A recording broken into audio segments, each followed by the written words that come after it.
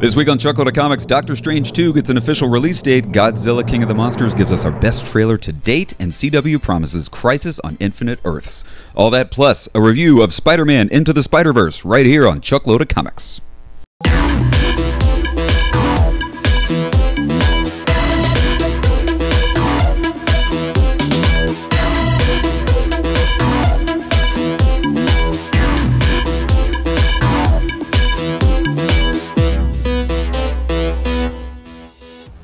Hey guys, welcome to Chuckload of Comics, sponsored by Cold War Games, Arts, and Entertainment.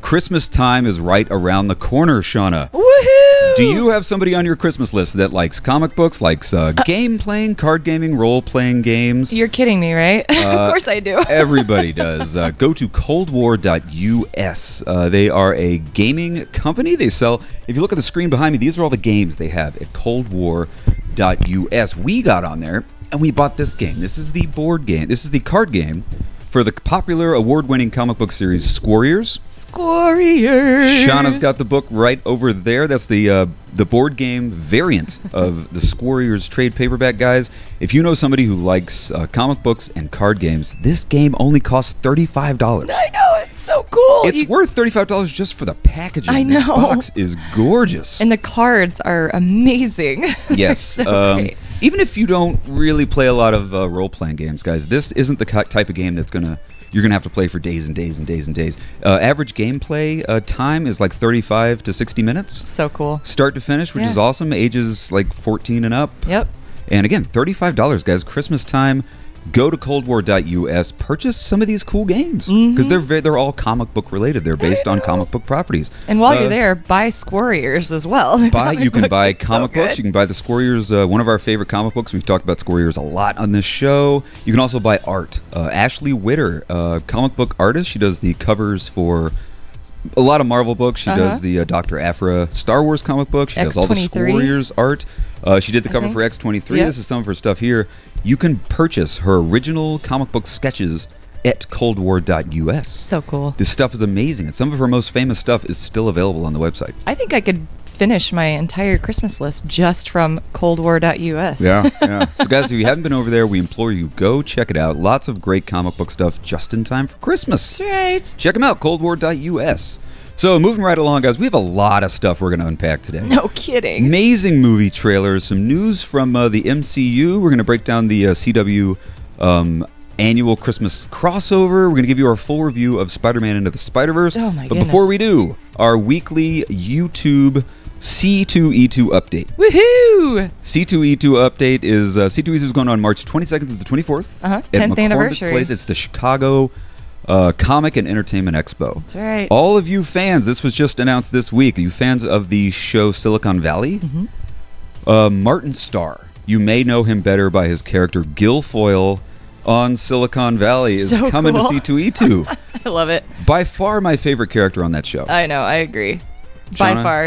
Oh my gosh, if you're not watching Silicon Valley, you need to go check it out. I think it's over now though, but sadly, still. I think the show is wrapped up. They ended in a wonderful way. I think they had 5 seasons, I think? Yeah. Well worth your time. Guilfoyle, one of my all-time favorite characters on the show. He's a character that just doesn't give a crap. If you've never seen the show, basically what it is, it's a bunch of guys in California, in Silicon Valley. They live in a house, and they're just like software developers trying to get their software kind of made. Yep.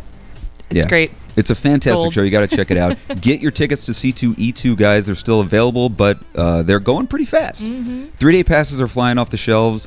VIP passes are already sold out. Yeah. So, guys, Chicago Comic and Entertainment Expo. Go to C2E2.com for it's the 10th anniversary. That's right. And they are dropping guests daily. I know. I can't remember the last time they were announcing guests this early in the season. I know. It's so cool. Ralph Macchio, Alicia Silverstone. Oh man. So much. There's going to be a Karate Kid reunion. There's going to be a Clueless reunion. Some comic book creators are going to be there, guys. Check them out. Go to C2E2.com. Can't wait. So let's get on to this week's Nerd News with the little segment we called Nerd News.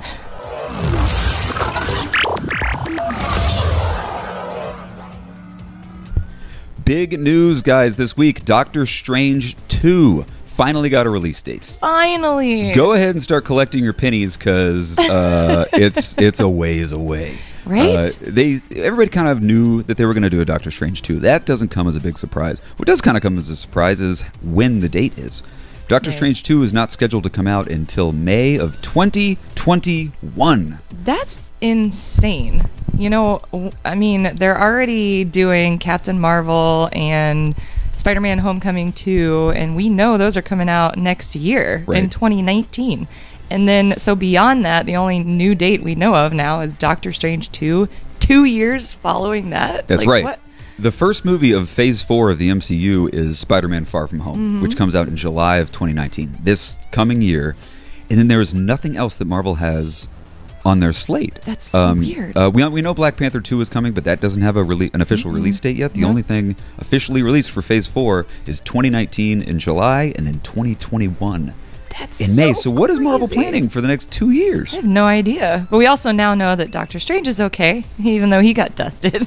He's going to be perfectly... Did he get dusted? Yeah, I can't Doctor remember. Strange got dusted. So did Spider-Man. We know both of them since they have their second movies coming out. They're obviously going to be okay. Yeah, that's just kind of blew my mind. I was thinking, okay, Doctor Strange 2 is probably going to come out in 2020. Right. Maybe a February 2020 or release. maybe December of 2019 or something. I don't know. Or, you know, maybe July of 2020. But, God, May of 2021. Normally this story wouldn't really get me out of bed, but the fact that it is so late really kind of blows my mind. They're bringing back the same director who did the first Doctor Strange, Scott Dickerson, which is awesome. He also was the director of the movie Sinister. I mean, kind of a no-brainer they're going to bring back the same director. He did such a visionary, amazing job with Doctor Strange number 1. But yeah, guys, Doctor Strange 2, May 2021. So weird. Man, it just blows my mind to think of what Marvel has planned. I know. In that 2 year span. I have no idea. They have to have something. You're not going to have 2 years without a Marvel movie. Are they keeping it wide open for the Fox the merger. Fox Disney Maybe deal? That's kind of what I'm thinking. They're kind of keeping their options open with a bunch of untitled releases. Interesting. They're going to have some Fantastic Four dropping out in between. Maybe a Rogue movie, maybe a Gambit movie, maybe now you're talking. Maybe a Doctor Doom movie, who knows? Oh man. So that's some pretty big news, guys. Doctor Strange 2 coming out May 2021.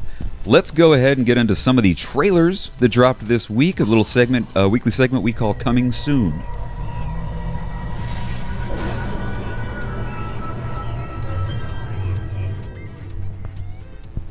This week's big trailers. If you didn't see the Brightburn trailer, absolutely freaked people out. Brightburn is a Superman-esque horror movie. Right? But before we get into the Brightburn trailer, I want to talk about the Godzilla King of the Monsters trailer number 2. We got the first look at Godzilla at San Diego Comic-Con with a trailer that was really just kind of musical based. It was just, they showed you some images. Didn't impress me at all. Didn't really blow my mind. Get me to want to go see the movie. I was not impressed. And then they dropped another little sort of a teaser trailer after that, which was better than the San Diego Comic-Con one. Still didn't knock my socks off. This one, on the other hand, blew me away. Shauna, what'd you think about it? I agree. You got to see so many cool monsters, and oh man, Mothra looks amazing. Yes, you got to see all the Titans. We got to see Rodan, Mothra, King Ghidorah with his 3 heads. Oh, it looks so good. The final shot in this trailer where you see Godzilla and Ghidorah going at each other at like really fast speeds.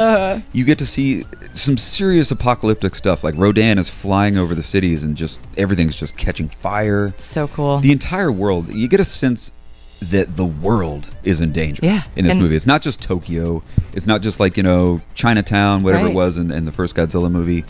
This is going to be a global extinction level thing.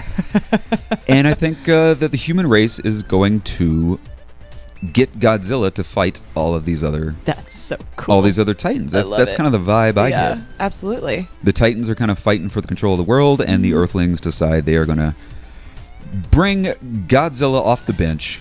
Somehow 11 has some communication with Godzilla. Yeah. She definitely seems like she's befriending Godzilla in a big way. I love the line when they're addressing, I think, like the UN. And everybody kind of laughs, like, are you suggesting that we make Godzilla our pet? And everybody laughs.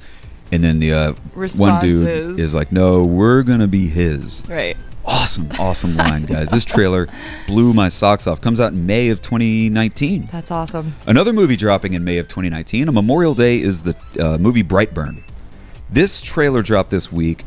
Nobody saw this coming. This came out of absolutely nowhere. I know. A movie produced by James Gunn and written by the Gunn brothers. Right? He enlisted his brothers to write the screenplay for this film. Or maybe his brothers wrote the screenplay and they gave it to him and he said, hell yeah, we're making this movie.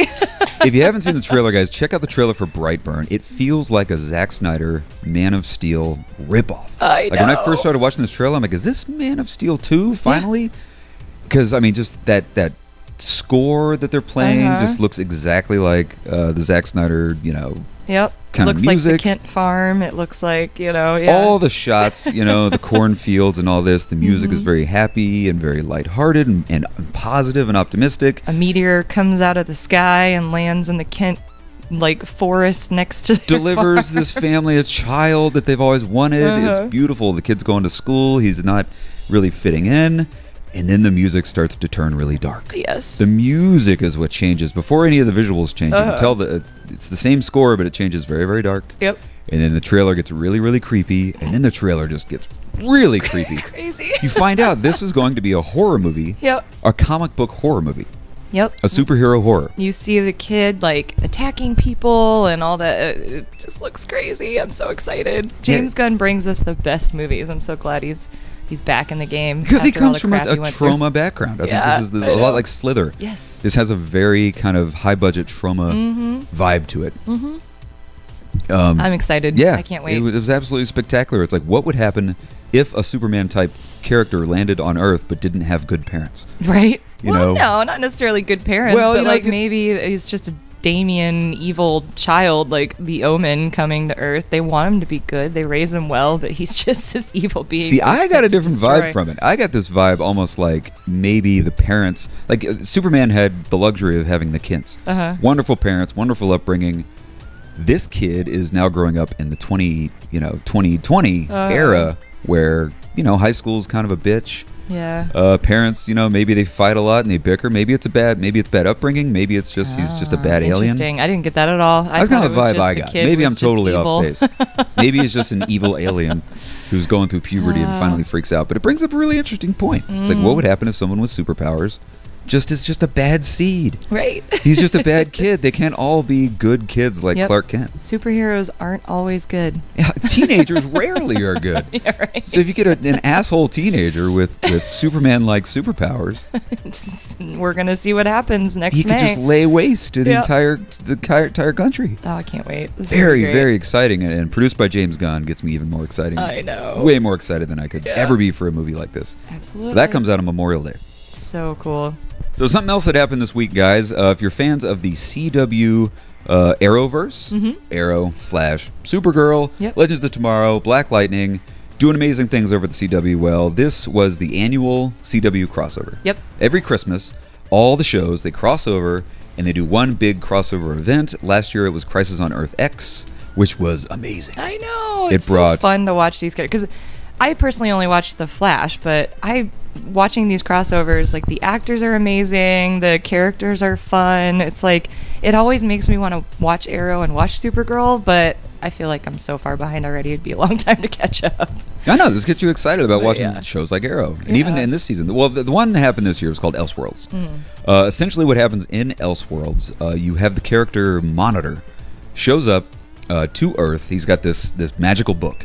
He gives the book to this mad scientist guy who basically uses the book to rewrite reality. He uses this book. What he does when he kind of rewrites reality, he does a little Freaky Friday quantum leap kind of a thing where he switches the personalities of the Flash and Arrow, which is kind of cool. You see Oliver Queen as Flash, you see Barry Allen as Arrow, and that was all in the first episode. That was really, really cool. Basically what the Monitor says is he's here to kind of test superheroes because there's a big threat coming, what he calls a crisis. He said there's somebody coming. Obviously this is foreshadowing to one of the more popular comic book series in the DC universe, Crisis on Infinite Earths. Oh my gosh! If you're unfamiliar with Crisis on Infinite Earths, the comic book dropped in the 80s. It was DC's attempt. At the time, DC had a million different universes going. There's a whole multiverse thing going. Everything was kind of a cluster F. And so in order to try to bring this all together, they did Crisis on Infinite Earths, which just kind of reset everything. It brought The death of Supergirl was in there. The death of the Flash was in this comic book series. Basically, Anti-Monitor was the crisis that's coming. Anti-Monitor's here to basically destroy all reality. Monitor shows up early to collect the greatest heroes in the multiverse to make a team that can fight Anti-Monitor. Such a cool premise. I know, and that's what you see at the end of this. They tease it at the very end that this Elseworlds thing was just kind of a teaser for next year's Christmas crossover, which is going to be Crisis on Infinite Earths. Oh, I can't wait! How cool is that? It's very cool. Do you think they're going to kill off Supergirl? Do you think they're going to kill off the Flash? Or do you think they're going to take this opportunity to kill off Oliver Queen? Interesting. I don't think they're going to kill anybody off. I think Oliver Queen might be in trouble. Really? If you rewatched the last episode, he makes a deal with Monitor. He tells him something, and they cut away. They cut a deal. You don't know what the deal was, but then at the end of the very last episode, you have Oliver Queen and Barry Allen sitting in a bar, and Oliver's very just kind of distraught. I forget what exactly he says, but he says something to the effect of "Hold on to what you love, because you never know when it's going to be gone." Wow. I think Oliver is setting up for his final demise. And if you watch Arrow right now, he's training a different girl, the girl in the show, to be. She's the new Green Arrow. Interesting. Because he went off to jail, so she has been Green Arrow for a while. It just seems like Oliver's about to go. That show was the first one to drop in the Arrowverse. That's why they call it the Arrowverse. So maybe it's time for that show to go out on a bang, go out on a high note. So you think that next year's Crisis on Infinite Earths is going to be the demise of Arrow? Yeah, I think that might be the death of Oliver Queen, if not the death of the entire show. Because somebody has to die. I mean, in the comic books... That's a good point. In the comic books, Supergirl dies and Flash dies. Everybody dies in comic books. Supergirl in the Flash. That's true. No way. But don't worry, they always bring people back at some point in time. How many times has Wolverine died? Plenty. Also, what we saw in this crossover was our first introduction to Batwoman. Oh, yeah. I forgot to even mention that. Pretty cool. I mean, we got Ruby Rose playing Batwoman. What'd you think of Ruby Rose's Batwoman? I like her. I like her as an actress. I think it's going to be really cool. The only thing that threw me off is the hair on the Batsuit. Yeah. Why can't it just be a woman? Like Catwoman didn't have hair in her outfit. I thought that was kind of funny too. Hair. It's funny because Ruby Rose has a really short haircut, and then she puts on her bat suit, and it's got this long flowing red hair. It's like, what's the point of that? It's called a disguise, Shauna. Yeah, I know. I thought that was kind of interesting too. I did like Batwoman. I thought the character was maybe a little bit stiff. Yeah. But it was just a small part she had in episode 2. Yep. So check out Elseworlds, guys, if you haven't watched it. If you've never watched a single show from any of the Arrowverse shows, check out one of these crossovers. They're a great way to get into it. And it's a completely different story than what's going on the shows themselves. So you can just watch the first episode and watch all 3, and you don't have to have watched anything else. So it's really cool. Exactly, guys. Check out Elseworlds. Streaming now, I think, on CW.com. All right, guys, we're going to go ahead and wrap up the show with our Into the Spider-Verse review. Oh my gosh! Let me just start off. Everybody's talking about the animation for this movie. Before we get into the amazing plot details and the stories, it's not really a spoiler review, but we're just going to talk a lot about it. When the movie Toy Story came out, it was a groundbreaking moment in the world of animation. Yeah. Everybody walked out of Toy Story and they're like, I've never seen anything like that in my life. It's the future of animation. Right. This movie is nothing short of that. I completely agree. From the first 5 minutes of the film, I'm like, what am I watching here? This animation is the most incredible thing I've ever seen in my life. They start out the movie. You weren't even in the theater yet, Sean. I know. You were getting a beer, so you missed it. It was they start out the film with the comic codes stamp. That they used to put on the comic books. That was before they even showed the title treatment. They put the comic code stamp up there saying, it's approved for, it's approved by the Comics Code. That was sick as hell. And the opening title treatment was amazing. That's so cool. So the animation is like nothing you've ever seen. It's absolutely spectacular. It's the closest thing you'll ever see to a comic book coming alive right in front of you. Absolutely agree. And it's so cool because they pop up the word bubbles and they pop up the boxes of what they're thinking internally, and then you can't do that in a live action movie. Like you just the animation's all like dots and halftones and stuff. It cuts so good to panels and page turns and all this amazing stuff. But second only to the animation is the story. I mean, the story was spectacular. Yep. It was the most like gut-wrenching, heartfelt script and screenplay I've ever seen. I agree. Full of action, full of emotion, full of heart, full of comedy. Legitimate laugh out loud jokes. Absolutely. In this movie. I know. And amazing action. I know. Jaw on the floor action sequences. And amazing acting. All the voice actors were so good in this movie. I'm blown away. Liev Schreiber as Kingpin. Yeah. We had Jake Johnson as Peter Parker. Yep. So many you know what I heard about I can't think of his name, but the actor that did Miles Morales, apparently he has since he was a little child, he has wanted to play Miles Morales, and he just got this chance to do this. So it would be really cool to see him in a live action Miles Morales Spider-Man at some point too. But yeah, that kind of animated series was great. That's amazing. I know. If you think a young African American kid who grew up, he was probably a kid when in the early 2000s when Miles Morales first came out. Yep. And so now to grow up and actually get to play him. I know, that's so cool. Spectacular writing for the Miles Morales character. Every character was great. You got to see a Green Goblin like you haven't seen outside of the comic books ever. Very much the Brian Michael Bendis Ultimate Spider-Man Green Goblin. The big monster. Kingpin done right out of those crazy just this comic books where he's just this huge larger-than-life gangster character. You get to see everything. Uncle Aaron as the Prowler. Yep. That was absolutely spectacular. A new incarnation of Doc Ock. Yeah. Which was really, really cool. You get to see female Doc Ock, female Doc Ock. Gwen Stacy as Spider-Gwen was spectacular. All the little characters that came out from the multiverse. Spider-Man Noir with Nick Cage voicing. Was amazing. I know. So many funny jokes. Pig. Spider-Ham. Or Ham, yeah, that's right. Sorry. Yes, Peter Porker, obviously you saw in the trailers, but some of the jokes were absolutely spectacular. Like when Spider-Man Noir is trying to do the Rubik's Cube. Yeah. And he's like, is this purple? Because he sees everything in black and white, so he's trying to figure out a Rubik's Cube. Because he sees everything in gray tones. Is this purple or blue? And they're like, oh, it's purple. That was great. So many laugh out loud scenes. So much amazing action, start to finish. I can't wait to see it again. My favorite Spider-Man movie ever made. I agree. One of my favorite comic book movies ever made. And one of my favorite animated movies of all time. Of all time, I know. It's amazing. It's just going to break the box office, I hope, anyway, this weekend. I can't wait to see the numbers when it come pouring in. I know. It was predicted at right around 30 million. Our theater was absolutely packed. Theaters are selling out for this movie, guys. If you haven't seen it, go to your local comic book shop. Go to your theater and check it out. It's a life-changing experience. Oh, it's so good. It really is. I can't say enough about this film. We'll definitely see it again in the theaters. I'm going to see it multiple times. Yeah, for and they leave it wide open for so many sequel opportunities. Stick around for the post-credit sequences, guys. Great stuff. Yep. There's they could make 1 million of these. I know. There's so many Spider-Man characters and villains that they can introduce. They've already announced a sequel. They've already announced a spin-off with Spider-Gwen. Yep. This could go on forever. And if they can hold the level of animation I know. as high as this was get excited. I'm blown away. So, do you know how much it costs to make the movie? I do not. I'd be interested to see that because obviously animated movies cost a lot less than, than live action. Even with all the voice talent that they got. Yeah.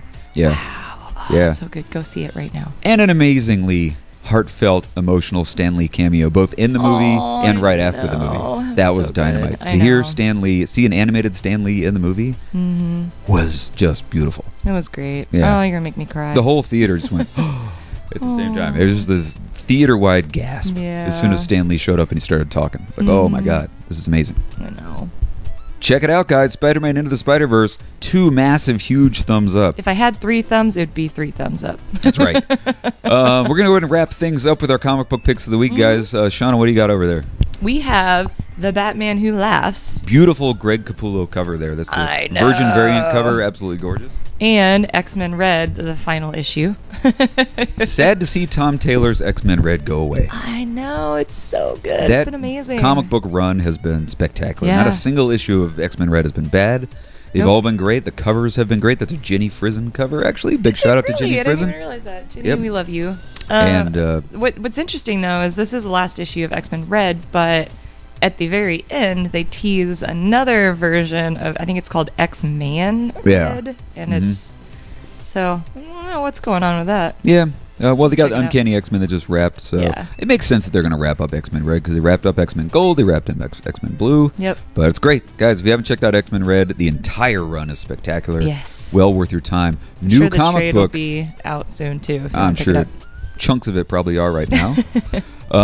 New comic book that just kicked off today, Batman Who Laughs. Oh my gosh. What a gorgeous cover that is. Holy cow. If you guys are fans of Scott Snyder and art by Jock, if you haven't read Witches, it's the team up of Snyder and Jock doing what is going to be just the sickest miniseries I know. that I can remember in Batman history. I think you said it's about 6 issues, maybe. I think it's going to be a 5 or 6-issue run. Yep. Oh my gosh, it's so cool. So cool. If you're unfamiliar with the character of Batman Who Laughs, he was introduced in the Dark Knight Metal event that happened earlier this year.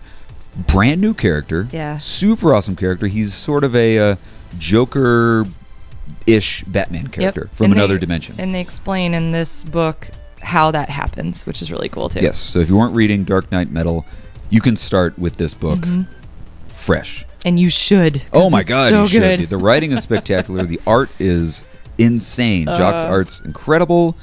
And it's adult. Yeah. It's bloody. It's Very gory. adult. It's violent. It's scary. It's just so dope. It's awesome. And I'm not a huge Batman or DC person, but this, you don't have to be. It's like, this is its own interesting standalone Batman story that you're not going to get anywhere else. It's so cool. So excited. Oh man, absolutely loved both of these books. So definitely pick up those two, guys. So that's our show. Thanks for watching Chuckload of Comics, guys. Click that subscribe button. We're here every single Sunday talking about nerdy stuff, right, Shauna? That's right. Comic Ta-da. book reviews, movie news, all the nerdy shit happening every single week, every single Sunday right here on Chuckload of Comics on YouTube. So leave us a comment, guys. Let us know if there's anything you'd like us to talk about next week. Shauna, am I forgetting anything? Nope. All right, guys. Have a spectacular week. Thanks for watching. We'll see you here next Sunday. Have a very happy holiday. Oh, bye-bye.